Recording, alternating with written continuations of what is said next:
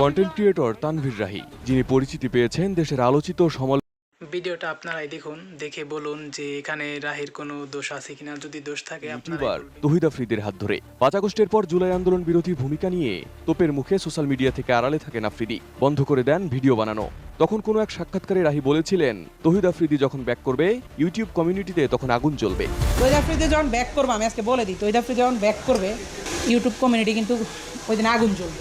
আগুন আগুন। আমি 2 পয়সা ইনকাম করতে পারি, আজকে বিজনেসটা দাঁড় করাইতেছি বা চাই করছি লাইফে, সব আফ্রিদি ভাই অনুদান, আফ্রিদি ভাইয়ের অবদান। কত মহল আইব আর যাইবো, কিন্তু king is back, king back করবেই।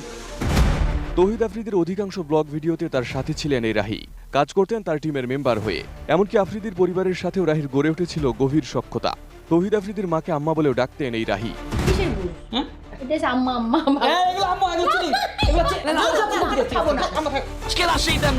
আওয়ামী সরকারের বিভিন্ন এমপি মন্ত্রী ও প্রশাসনের উচ্চ পর্যায়ে ভালো সখ্যতা গড়ে তুলেছিলেন তৌহিদ আফ্রিদি। আর সেসব সক্ষমতাকে কাজে লাগিয়ে দেশের ইউটিউব কমিউনিটিতে আধিপত্য গড়ে তুলেছে। ঠিক আছে, যে আব্বা এই অবস্থা, যে কবর যে না, ওটা আমরা সবই জানি। আমি কেমন ছেলে এটা তো মাসুম স্যার আছে, মাসুম স্যার সবাই, ওই যে মাসুম স্যার আছে। আপনারা তো ভিডিওটা দেখলেন, এখন আপনারাই কমেন্ট করে জানান।